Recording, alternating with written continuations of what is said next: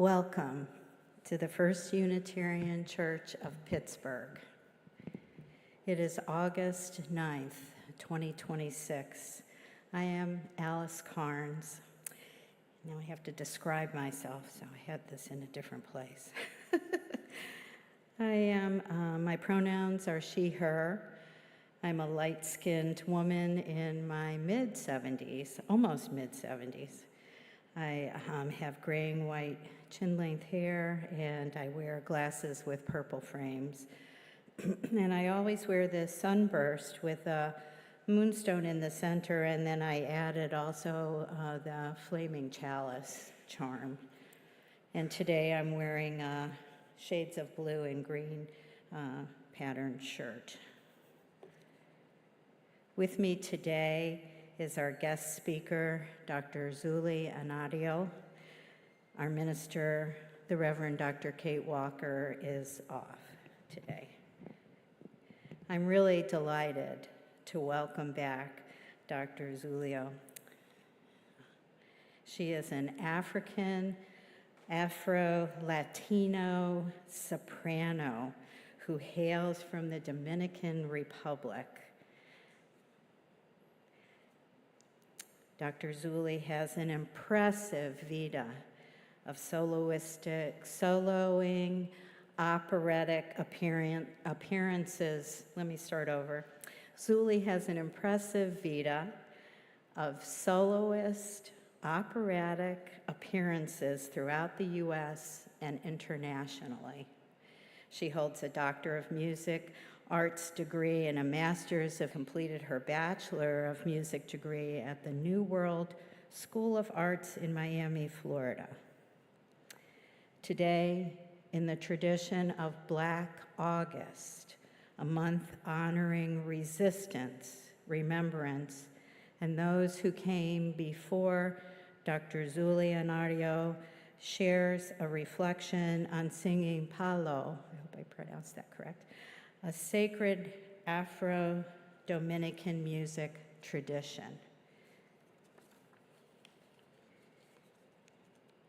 You are welcome here.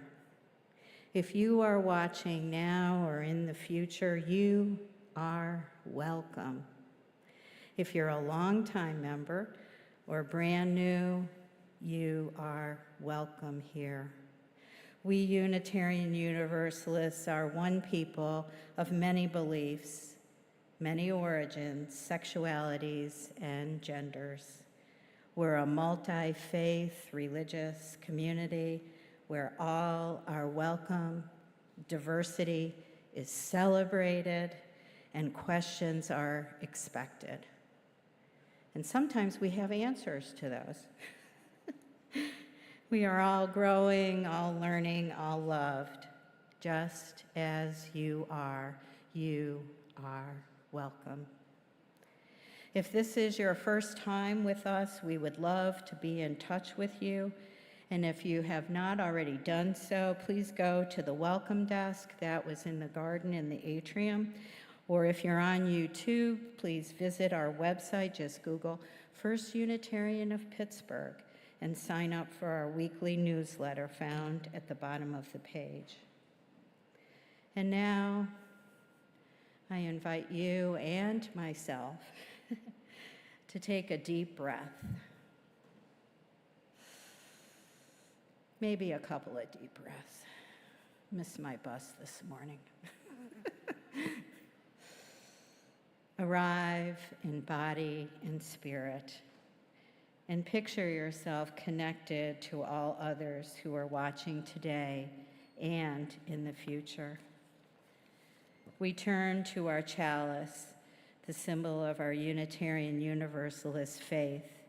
If you have a chalice at home, we invite you to light it at this time. There's the reading that I selected today is entitled Until All Means All by Erica Hewitt. The chalice, as a symbol of Unitarian Universalism, arose as a beacon of hope in an atmosphere of tyranny. The chalice arose as a sign of promise that the marginalized would neither be forgotten nor ignored, because they are beloved and precious from the perspective of the holy. This morning, we remember all of the people who have been told explicitly or implicitly through police violence or government policy, through derision or dehumanization, that they're anything less than whole, anything less than beloved. As we each light a chalice in our homes and here in our sanctuary, may we make of our lives a beacon, a symbol of our promise to draw the circle wide, a sign that we will not rest until all means all. Please rise as you are willing and able for our opening hymn, Guide My Feet, number 348. The words are in the gray hymnal or on the TV screens.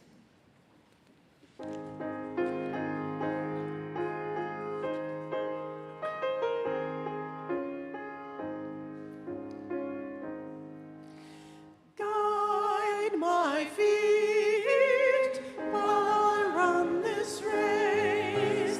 Guide my feet while I run this race. Guide my feet while I run this race. For I don't want to run this race in vain. Hold my hand while I run this race. Hold my hand while I run this race. Hold my hand while I run this race. For I don't want to run this race in vain. Stand by me while I run this race. Stand by me while I run this race. Stand by me while I run this race. For I don't want to run this race in vain. Search my heart while I run this race. Search my heart while I run this race. Search my heart while I run this race. For I don't want to run this race in vain.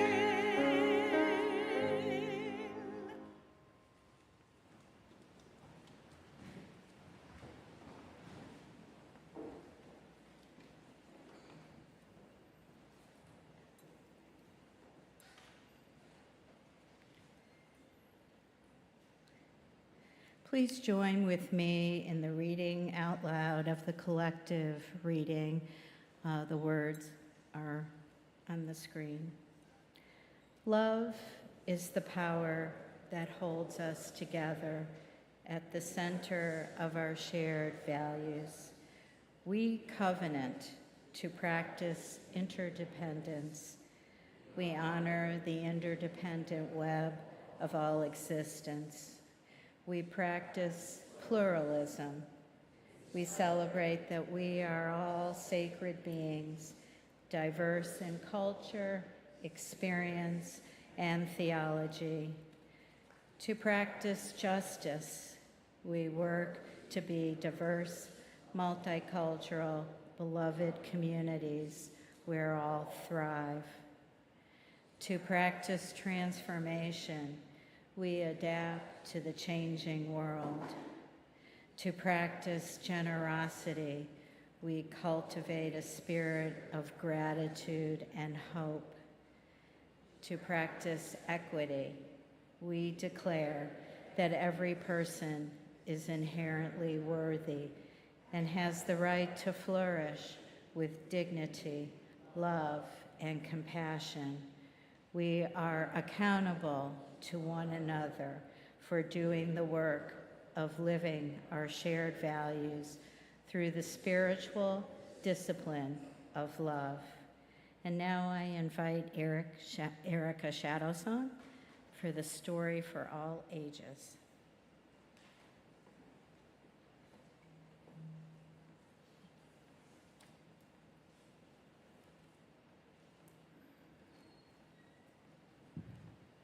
Good morning, all. Erica Shadowsong. For those of you who don't know me, I am the Lifespan Religious Education Director. I'm wearing, is it pink or purple? It's a lilac headscarf, I think. I have brown skin, I'm wearing a red shirt, and black pants. And can we have the first? Yes, perfect, wonderful. Take a look at that tree. This is called the baobab.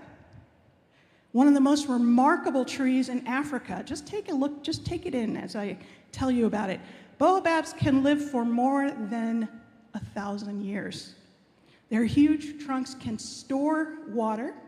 Their fruit and leaves can be eaten or used as medicine, and their bark can make rope baskets, mats, fishing nets, and even cloth. Their enormous branches provide shelter and shade. Animals make their homes in the tree, and people gather beneath it. Their grandparents might have known the same tree and their grandparents before them. So a tree like this could also become a place to remember those who came before and listen to their wisdom. Now imagine growing up beside a tree like this. After a while, would it still just feel like a thing growing nearby? Or might it start to feel more like a neighbor, maybe even family? Many African spiritual traditions teach that people are part of a much bigger community that includes not just people, but nature, spirits, and ancestors. Trees like the baobab can have a special place in those relationships. When millions of African people were forced across the ocean to the Americas and the Caribbean, they couldn't bring their forests with them. But they brought their songs, stories, knowledge, ancestors, and ways of understanding the world.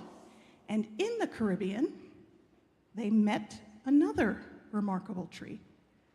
We could see the second one. This is the ceiba. Ceibas can also grow enormous with roots taller than a person. Their branches give shade and homes to bats, birds, insects, and other animals. The fluffy fibers around their seeds have been used to stuff pillows and mattresses. People also gather beneath ceibas, use them as landmarks, and watch the same trees stand for generations. The Taino, one of the indigenous peoples of the Caribbean, already had their own relationships with the land, spirits, ancestors, and great trees also. The ceiba was especially, or is especially, sacred to them. Over generations, indigenous, African, European, and other traditions and cultures have met and blended in the Caribbean, creating many different religious traditions. They aren't all exactly the same, but many of them share the same important idea. We live in relationship with other people, with our ancestors, and with the trees, animals, rivers, places, and spirits that share our world. That's something that any of us can practice, whatever our religion might be, or even if we don't have one. So when we meet a tree, or an animal, or a river, or another living being, instead of only asking, what can this give me? We can also ask, what kind of a neighbor can I be to it? And with that, I invite us to remain seated, but we're going to sing Follow the Drinking Gourd. I don't know if we have any children. Yes, we do. We have a couple of our children, so our children and youth will depart now for our activities.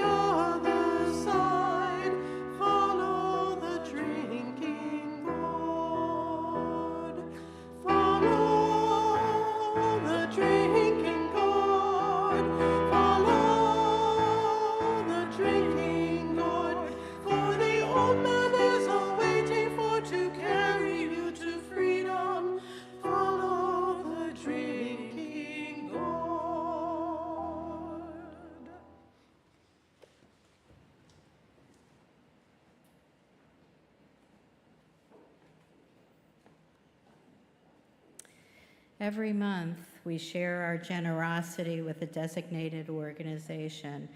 For the month of August, it is UU Justice PA.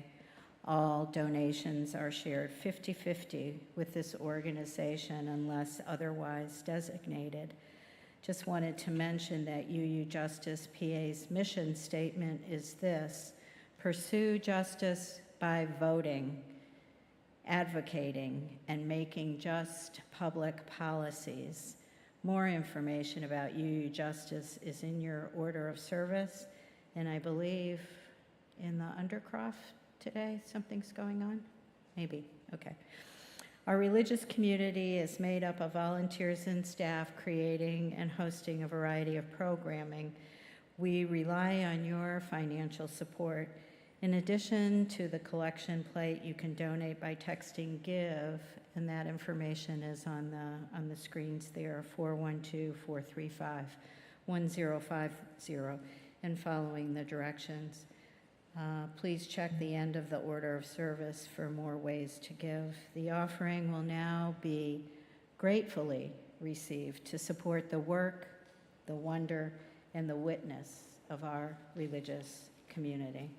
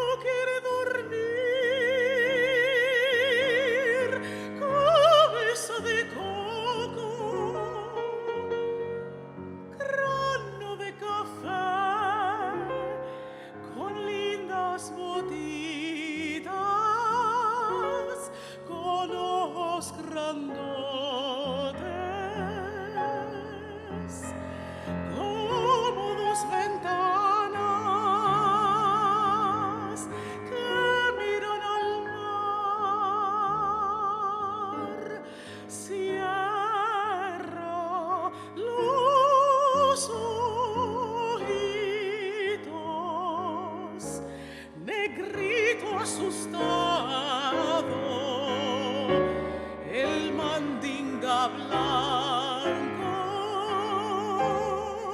te puede comer,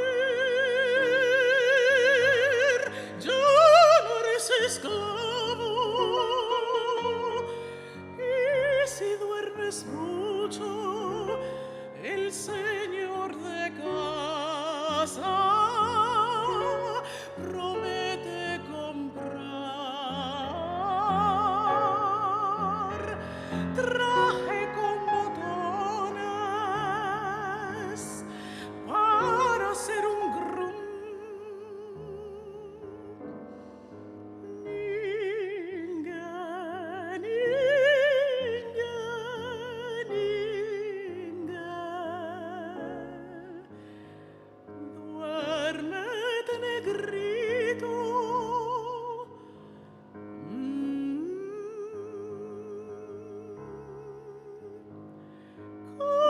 Cabeza de coco,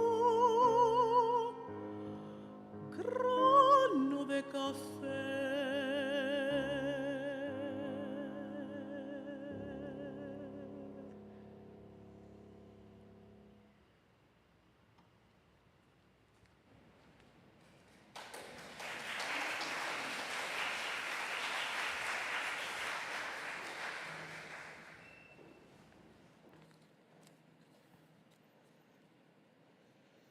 This is the time in our service for meditation and silence, and we will also have a sung response at the end with Dr. Zuly. And we hold each other in our hearts and minds with all our joys and all our sorrows. We remember those who are experiencing losses of various kinds and facing health challenges. We are aware that many are faced with heightened difficulties presented by these times that continue to be challenging for all. May we find joy in our connection, in our connections with each other, and in the pleasure and the pleasures that life holds. Let us continue to care for one another and for ourselves in all the ways we can. We hold each other in our hearts and minds with all of these joys and all of our sorrows, whether spoken or unspoken. May it be so. Blessed be. Amen. And now you're invited to a few moments of silence, personal meditation, or prayer.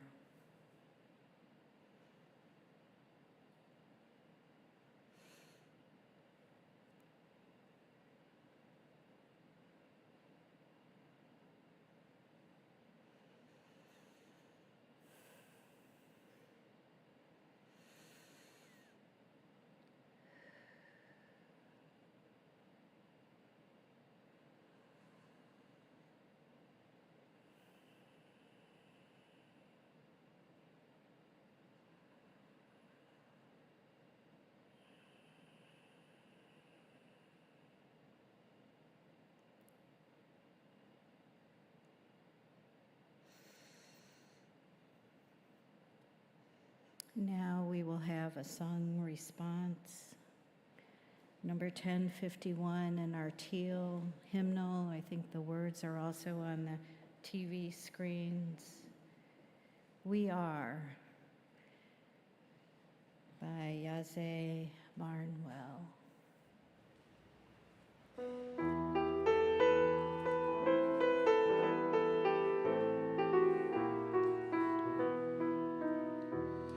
For each child that's born, a morning star rises and sings to the universe who we are. For each child that's born,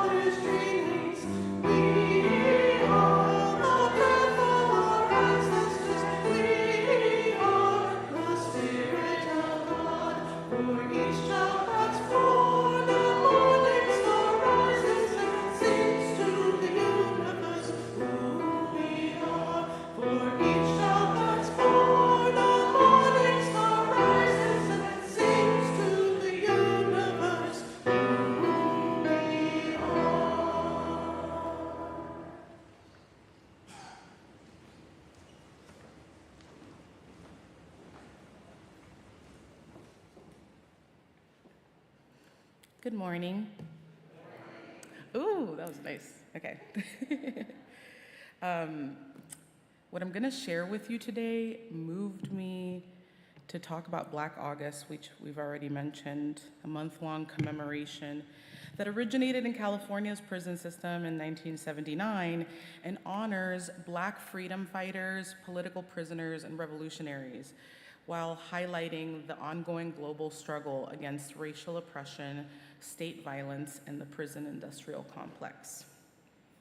So the last time I stood in this space, like up here, you all see me sing all the time, but the last time I was up here, I shared some thoughts with you about love as action and the way that my community held me at my Carnegie Hall debut in New York last year, and how holding me in that way, that was labor, and it wasn't just a feeling. What I want to talk about today is the longer story underneath that moment, and the longer story underneath kind of my career. It's the story of what I was carrying into that room and what I've come to understand about carrying it since. I want to talk to you about singing a memory and what it means to call myself a cimarrona. So a cimarrón, or a maroon, was someone who escaped enslavement in the Spanish Caribbean and fled to the mountains, to terrain that plantation economy couldn't reach, and they built free life there. Not asked for freedom, taken freedom, then built into something durable. Communities, some of which lasted generations. Some of our first free Black towns are based on these maroons in the Spanish Caribbean, some of which had a hidden interior. Cimarrona is the feminine of that word, since my pronouns are she, her. Cimarrón, cimarrona. I use it for myself deliberately, and I don't use it lightly. But let me start with what I know best, which is the music. Palo, which Alice had mentioned, also called atabales, is a sacred music tradition from the Dominican Republic, where I'm from. Its roots reach back to the Congo Basin in Central West Africa. It crossed the ocean the way so much of what Black culture became in this hemisphere, through the hold of a slave ship, through violence, and through rupture. And on the other side of that crossing, it braided together with the folk Catholicism it found there over centuries until it became something new, something Dominican, something that belongs to my people specifically. The music lives in the drum and the voice, the master drum, or the palo mayor, and the slimmer drums beside it. It is held by cofradías, or brotherhoods, sustained over generations, largely by women now, each one devoted to a saint. At their ceremonies, a palero sings verses while others play, and the whole community answers, calling the ancestors into the room. The line between the living and the dead gets thin there on purpose. That's not a metaphor I'm offering you. It's the tradition doing exactly what it was built to do. Palo is bound up by Dominican folk Catholicism, a pantheon of spirits called misterios, saints and deities layered onto each other across centuries, syncretic in the way every surviving Afro-diasporic tradition in this hemisphere had to become syncretic to survive. Ogum, the warrior and the worker of iron. You have Papa Legba, who opens the road between worlds. You have Papa Candelo, Anaísa, Belibelcan, Papa Gede, who walks with the dead. These are not stories from a book to me. They are the names my community has called on for generations at velaciones, or ceremonies, whenever someone needed healing or protection, or simply needed to be reminded that they weren't walking alone. Palo survived colonization. It survived enslavement. It survived every attempt to dismiss it or make it disappear. It didn't survive as an artifact, it survived as a living practice because it was kept on purpose by people whose names I will never know, generation after generation, often at a great cost. That is what Black August asks us to sit with, not resistance as something that happened once before, like in the past tense, but resistance as practice, something that had to be sustained deliberately so that something true could still exist on the other side. Now, let me tell you what that word has to do with all of this. I started a nonprofit, an institute called Instituto Cimarrón, or Maroon Institute. I spent years becoming fluent in institutions that were never built with me in mind. I trained classically. I learned to make my body small in specific ways a concert stage has historically required of a Black body. Contained, careful, never too much of anything, including too much of myself. I got good at that, obviously, right?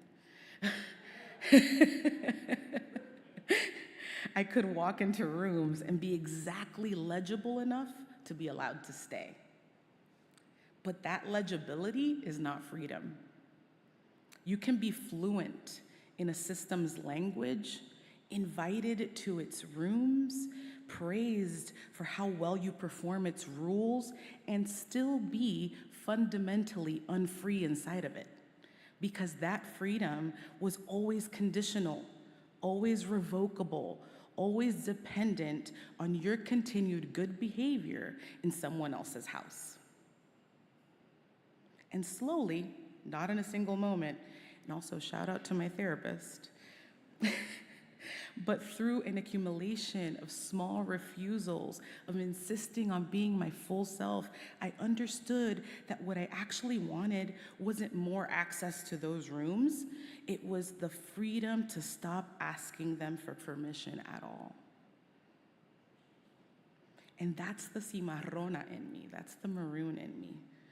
I'm not running away from opera. I'm not rejecting the training I worked so hard for, but I'm running toward the fuller version of myself that had been waiting in the mountains this whole time. In the drum, in Palo, in the rhythms that raised me before I ever learned an aria. Building something free in the terrain the institutions couldn't reach, and deciding from that ground, in my own terms, what relationship I wanted to have with the rooms I'd left. This is why singing Palo, wherever I sing it, and I did sing it at Carnegie Hall, is never just a performance to me. Every time this music moves through my body in a new room, something is being decided about who gets to carry history and how. Cultural memory doesn't live on a page, it lives in the body.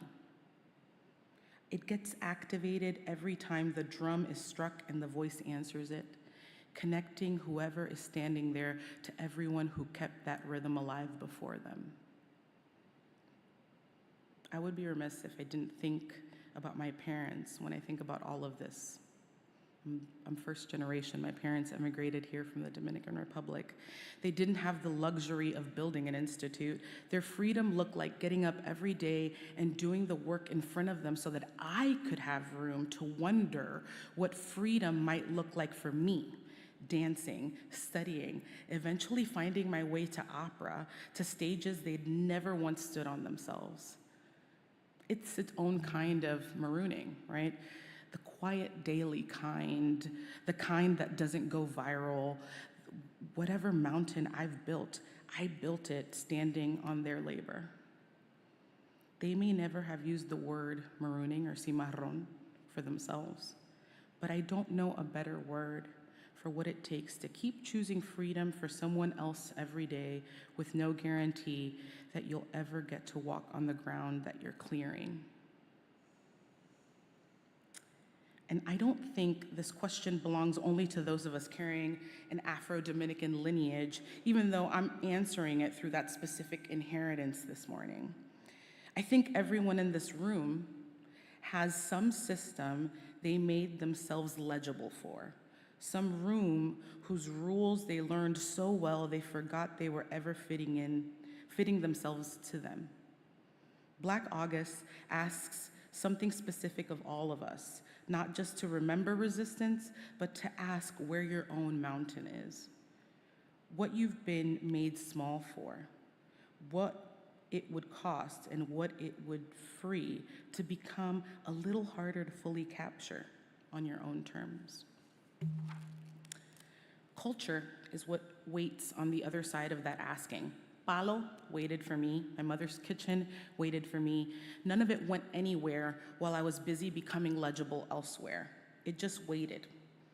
The way the mountains waited. The way freedom waits for anyone willing to walk around it instead of asking permission for it. So here is what I actually want to leave you with this morning. Somewhere in your life, there is a room you have made yourself small and fluent for.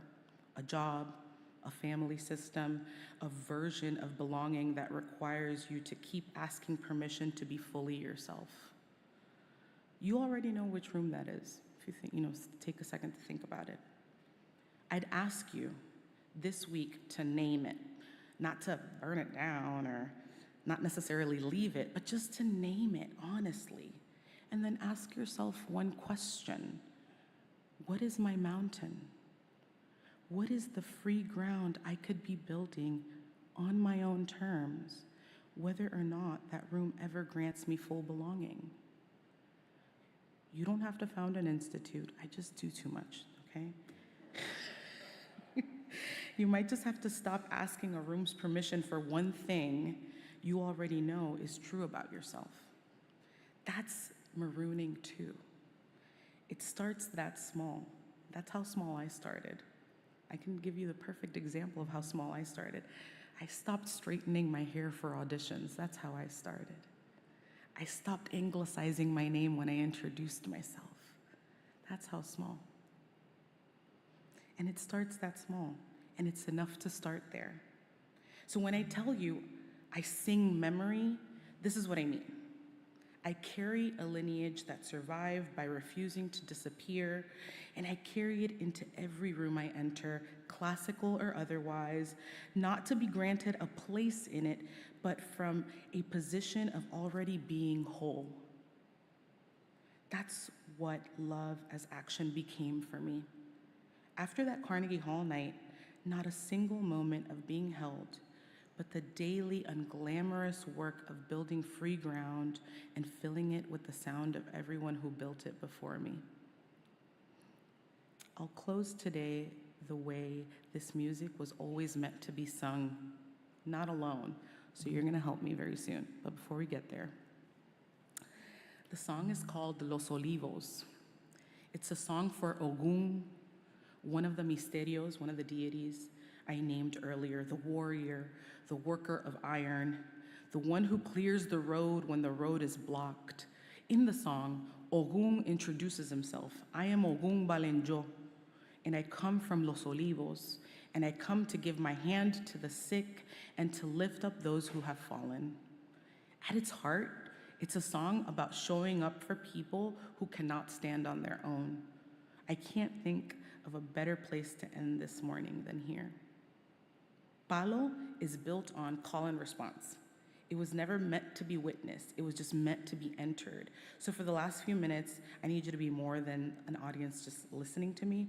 I'll sing a line, and I'll need you to sing it back to me as closely as you can. Don't worry about your Spanish. It's only one word, and I'll show you how to say it, okay? And don't worry about getting exactly right. This tradition it's not about perfection. It's just presence, right? There's one word you'll hear, and you'll sing, or you'll respond to me throughout. The word is balenjo. Say that with me. One more time. One more time. You're ready. Look at you. You're so ready. It doesn't translate cleanly into English. It functions almost like an invocation. The name Ogun is called by and sung back to him as recognition, as a way of saying, we hear you, we know you, we're calling you into this room with us. Every time I point to you, you're gonna say, y'all are so amazing. I love this. So let's go ahead and get started. I'm gonna sing a verse, and just be ready that when I point to you, you're gonna say, ugh, I love it. Okay. All right. How close? Do you want me to use those mics or this one? Doesn't matter. Okay, I'll go over there. No, I'll stay here. Okay. Here we go. I'm gonna sing the verse, and then when I point to you, you know what to do, right? Yes. Okay. Just making sure.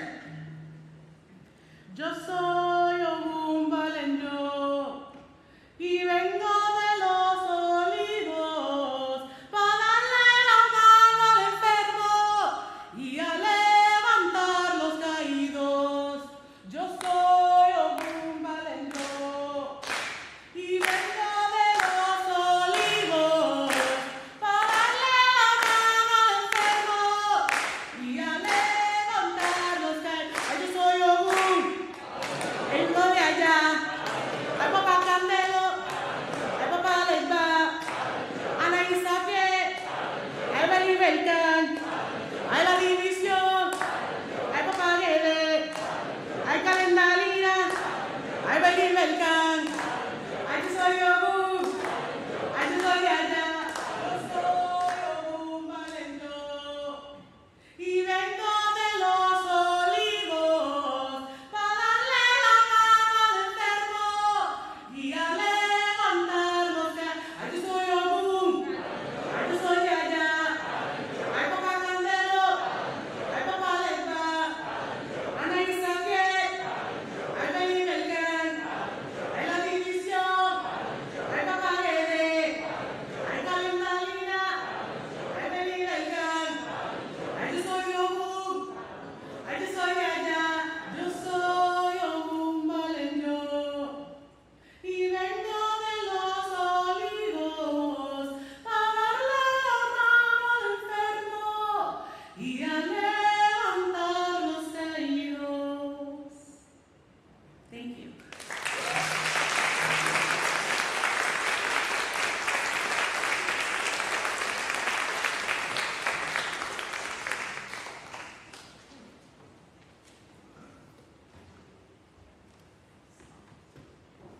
Would you stand and join us with hymn 1001, Breaths?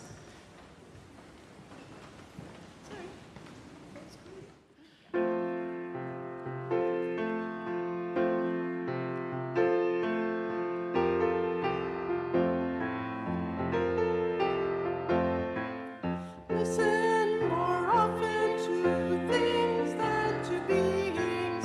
Listen more often to things than to beings. To see ancestors' breath when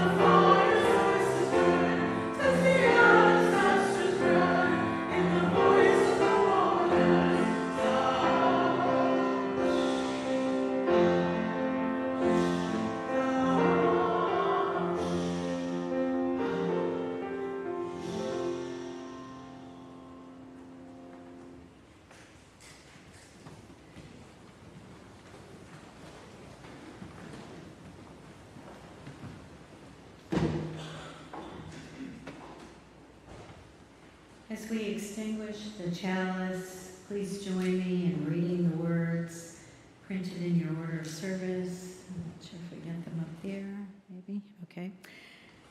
In your order of service, we extinguish this flame, but not the light of truth.